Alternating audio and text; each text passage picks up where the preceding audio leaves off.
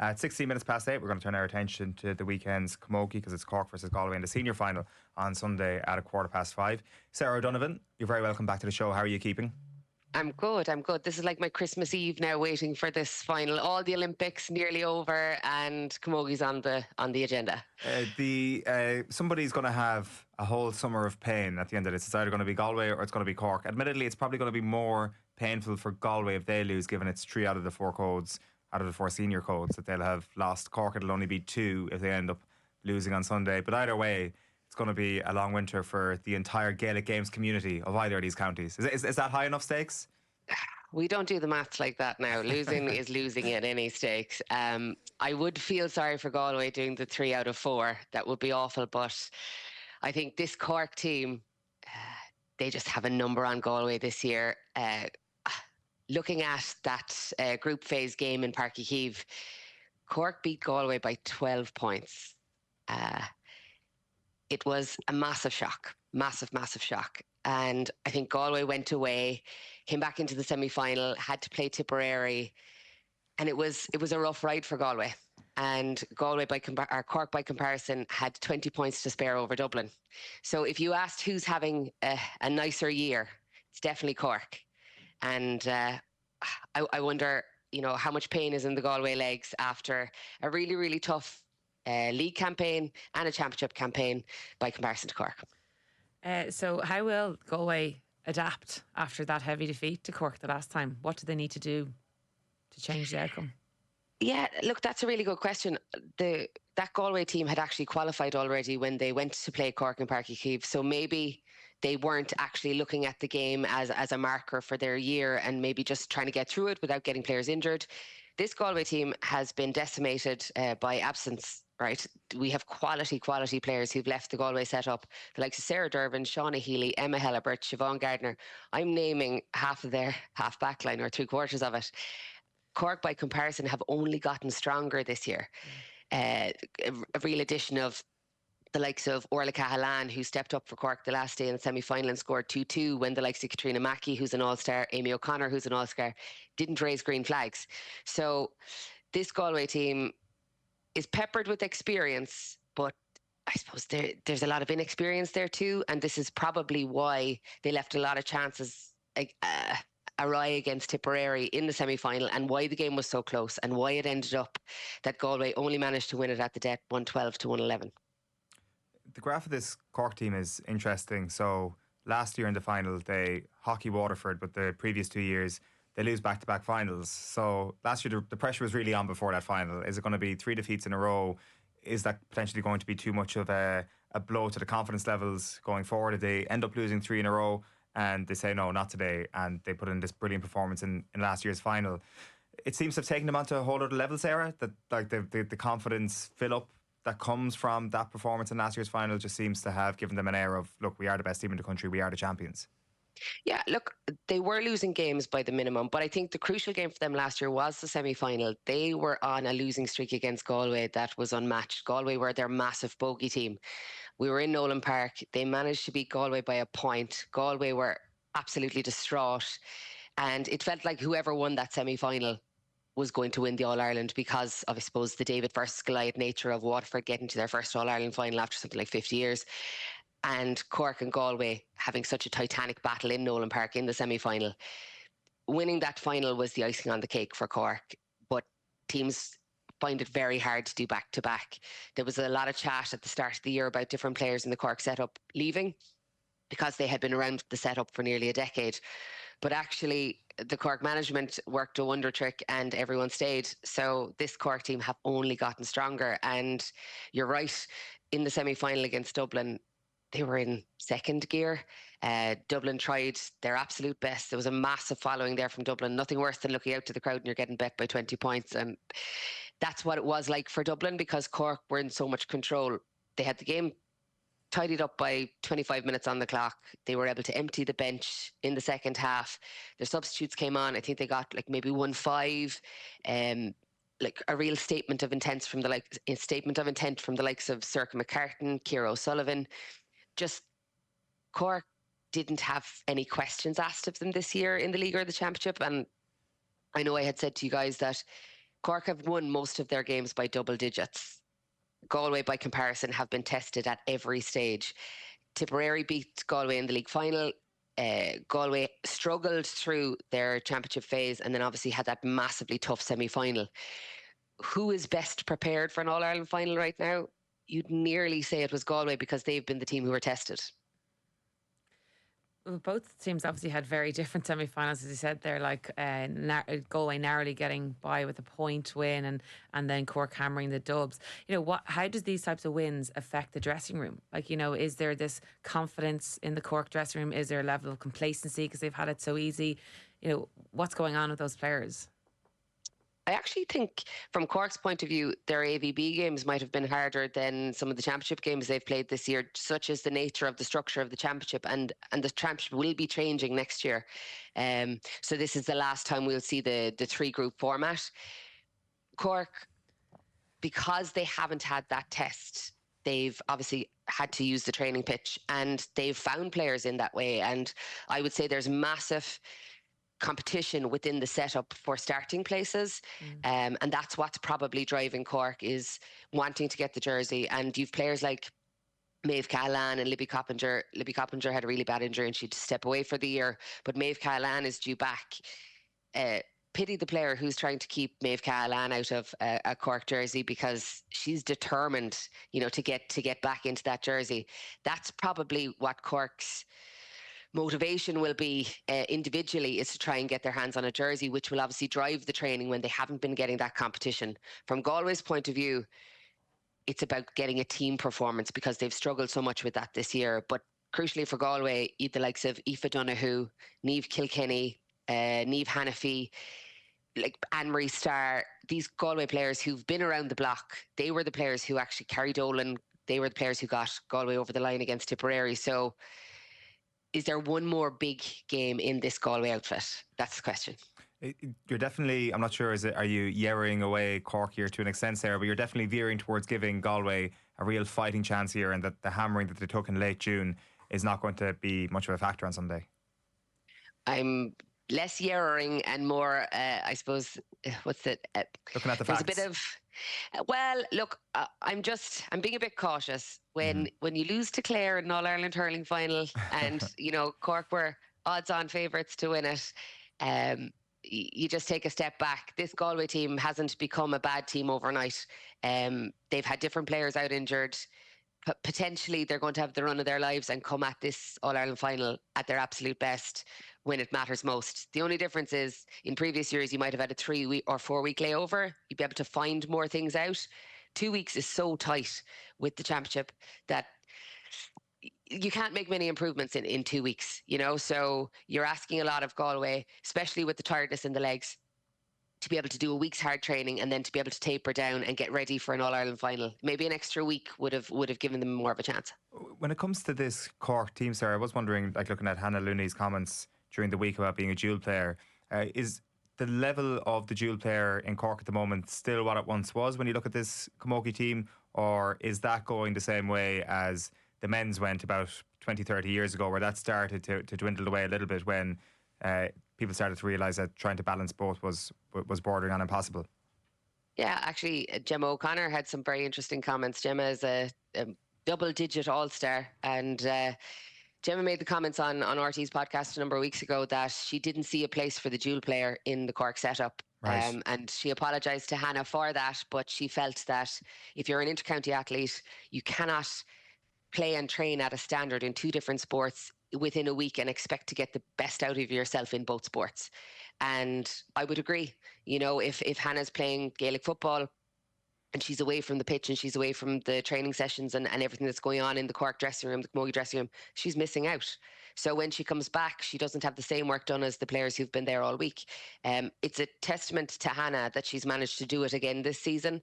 And her form this season has been excellent, and she hasn't put a foot out of place, but she is in a very small minority now. I know that Jerry Wallace spoke as well about Cathal Murray, the Galway manager, targeting the Waterford Camogie players in their quarter-final who had played football the day previously. So in the Right. second half, he targeted, I think it was Clodagh Carroll, and there was one other who he knew were tired and he knew didn't have it in the legs. So he put his fastest players on those players in the second half to drive it home that you shouldn't be playing football on a Saturday if you're playing an Ireland quarterfinal on a Sunday. That's very interesting. Like, it's obviously gone now in men's sport. Like, the dual player just can't exist anymore, and something drastic has to happen if that's ever going to be reversed. Because I think it will be certainly in a nostalgic sense, it'd be nice to see it again. But it seems like something that's probably more important in terms of the women's game right now. So I wonder what can be done. Like, this probably leads us to an integration conversation. We have lost Sarah Donovan, which we'll get her back up there in a second. I'm not sure what happened there. The duel thing is very interesting. It's really interesting because, like, I guess in terms of, like, if you're a player who's committed solely to camogie, and then you have a player coming in who's, you know, coming in and taking your place, there's fierce competition for those spots on the pitch. Like, it would almost seem unfair. I mean, credit to Hannah, that's incredible. She's able to keep up at that level in both. But like, if I'm thinking of myself sitting in the dressing room being like, well, I've been here every day, I know exactly what's going on, and she's getting picked ahead of me. Is that a case of she's just a better player, or, you know, what does that come down to? You know, when you're explaining it to a player who doesn't get picked in those situations, I wonder. Yeah, like there's also the question then of, like, just the increasing elite nature of the sport as well, which obviously everyone had is fantastic. That in the women's game has just accelerated so much over the last 10 years. But a byproduct of that in its current setup is that the dual player is probably going to have less of a chance to succeed. And it probably leads us back to a conversation around integration again, when under the same umbrella, the Camogie Association and the Women's Football Association are run by the same people. Yeah. Like, Ger's banged the drum here recently quite a lot about separating football and hurling in the men's calendar. That I wonder is actually an experiment for that. An experiment is completely the wrong word, but is a dry run for that almost going to be potentially doing it with the women's sport first, because they are the backbone of some of the greatest teams we've seen. Yeah. Certainly the Cork teams have had just such fantastic dual players for so long. It feels like it's worth trying to preserve, and like, it's too late for the men's game now, it feels almost. And is that, would you say, to get the best out of those athletes? I think to bring so. on the game. Yeah, I think more, so. yeah. And I think if you're playing 2 All-Irelands in 1 year, the exposure for these superstars would be greater. And I think as well, there's probably just the case that both women's football and camogie need to be given every opportunity to succeed and flourish. And be in that spotlight. Yeah. Exactly, yeah. So I wonder if the dual aspect is actually the way to go about it. So, and did they stop then the men's game because of the toll on the athlete, or was it the toll on the athlete more so than anything? I'm trying to think of, like, I'm sure somebody in the comments will think of somebody who has done it more recently than this, but Cork have obviously been the bastions of the dual player for so long, and someone like Aidan Walsh, who would have been an all-star in football and in hurling, I'm pretty sure as well, would have been able to combine both in the 1 year. And there's obviously been a few dubs in recent years who've maybe left the Dublin football panel to join the hurlers, or vice versa. But certainly now it's an impossibility. And, like, it's actually Dublin who are the ones that I would think are the ones who potentially suffer from this the most, when they've had players like Conor Callaghan and Diarmuid Connolly and Cormac Costello, who everybody knows who watches Dublin GAA are absolutely phenomenal hurlers, but the country hasn't seen them at their absolute peak. And Tommy Walsh was on this show once saying that Conor Callaghan is the best hurler in the country, and we've only ever been able to really watch him in an inter-county sense playing for the footballers. We are still trying to re-establish Sarah O'Donovan. We do have a clip though here from Davy Fitzgerald, who was speaking to Red FM, I think it was, yesterday. So can we play Davy Fitz? Yeah. Well, I have you aside. You were formerly involved with the Cork Camogie team back in All-Ireland final action this weekend. You must be absolutely delighted for the girls. No, I genuinely, they are a fantastic bunch of girls, so they are, and they're very determined. Their work rate, the way they apply themselves, I couldn't speak highly enough about them. Now, some of them be giving out about me, and we may be playing a +1 and are doing this and doing that, and I enjoyed it immensely. The application of them is incredible, and even when you look at them, like, they give so much. And when I looked at the fellas, and I think it's like, I think more should be given to the girls, and I genuinely mean that. But they're that Cork bunch are an incredible bunch, and in fairness to them, you'd often have bunches that would be given out about you. Or I never came across that. I always found them very genuine and very nice, and I think that's very important with a bunch of players, that they're not going at you behind your back, or they're not like that. The Cork Camogie players are a great bunch, and I genuinely wish them the best. Like I'll always cherish the number of months I had with them, and how well they worked. Like we came within a puck of winning All Ireland, you know. But you often have to lose one or two of them to get the few you need to get, you know. And fair play to them. I wonder what he's talking about there, about players not going at you behind your back. That was an interesting line there. Feels like he's indirecting somebody, but great bunch of players. I'd say Davy Fitz is probably predicting a win for them at the weekend as well, Sarah. Yeah, Jesus, Davy, I'd nearly send him a bunch of flowers for that. That encouraged. Oh, what? Wow. They must have given him a lovely send off. There you go. Let's leave that one there. But Sarah, like before we lost you there for a sec, you were in the middle of talking about the dual player, and it does kind of feel that what we were veering towards there is actually a conversation about integration and what actually happens with camogie and women's football when that does happen and when they are both under the same umbrella. I made the point to Jenny just a moment ago that Ger is constantly banging the drum for football and hurling being separated in the men's sport, which maybe some people agree with, some people disagree with. But I wonder, is that actually the correct course of action for the women's game? In terms of having separate seasons? Separate seasons. The All-Ireland finals are played at different times of the year, and it gives, maybe they can overlap, but certainly when it comes to the knockout stages, if there was no overlap, it just feels that the dual player is more important in the women's game than it is in the men's game, and it should be preserved. Yeah, look, if you see in, say, AFLW, or if you see in a lot of the Olympic sports across the world, you've the cross-coders who play basketball in one season and then they go to the AFLW and play, the AFLW season in Australia. Like, women who are good at sports will kind of commit to 3 or 4 different sports, evidently, over the course of a year. So potentially you would see fabulous camogie players playing ladies football and throwing their lot in if they had a window to do that.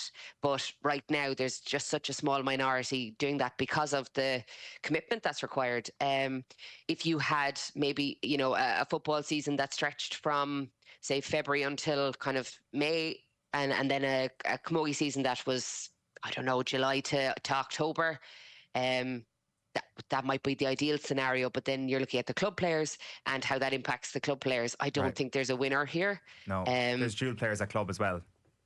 Exactly. And I just don't think there's enough months in the year to be able to accommodate everyone. So you have a few players burning themselves out, and you've got situations in the club setup then where you're trying to find games and the clubs can't be competitive because they just don't have the players around the clubs to do it. So the club game, it needs to be considered massively when you're looking at potentially splitting up these structures. I do want to ask you, Sarah, about the intermediate final at the weekend. It's Cork versus Kilkenny. Like, that's quite striking that these are the two counties. Obviously, it's not their senior team going up against one another, but the intermediate team. Is this a good thing that second teams from the top counties are allowed to take part in the intermediate finals? Do you have any problem with it, or does it make perfect sense? It's just with the volume of players that happen to be in both counties. It's probably a lifeline for Kilkenny in the sense that Kilkenny are out of everything bar this competition, which is a bit of a surprise considering it's only the 8th of August. This Kilkenny team is probably the future of the Kilkenny Camogie drive. They've, I don't mean to be negative, but Kilkenny have, they lost a quarter-final to Dublin. They've lost a lot of quality players over the last kind of 2 years. They will struggle to get back up to the top table, and I suppose a final like this would be a platform for them to do that. But Kilkenny have always been in and amongst it, and this is the first year that they haven't been in the conversation at senior level, so it's a lifeline for Kilkenny. From Cork's point of view, you have, I'm looking at the programme here, you've 30 players here named in the Cork senior camogie team on the panel. You've another 25 with the intermediate team on Sunday. So you've the bones of kind of 60 Cork players who are inter-county standard. If we weren't able to play and challenge for an All-Ireland at intermediate level, where would those 30, 35 players go? what would be their reason for committing to intercounty if they weren't ever going to get to Croke Park. So there definitely has to be a way to allow the counties like Cork have championships like this for their teams to play in, because they genuinely have the numbers. We have Cork under-16s, Cork minors. They have to go somewhere. Right. So I know the Camogie Association are adamant and want to try and remove this competition, or remove certainly the second teams from this competition. But I think it will be to the detriment of the Camogie Association, because you will lose these quality players. Yeah, no, I think that's a fair point. So Cork Galway, who's winning this one? On this year's performances alone, it's Cork's to lose. And if Galway do manage to win it, it'd be a massive story for Cathal Murray, having had to rebuild with the loss of all of the players I mentioned earlier in the show. Cork haven't had the same impact to their squad this year. As I said, they've only gotten stronger. So it's definitely Cork's to lose. All right, Sarah, enjoy Sunday. It might be a double for Cork. It might make up for all the pain of 2-3 weeks ago. It won't. I don't lie. Let's not lie. Sarah, Donovan, thank you. Bye, guys.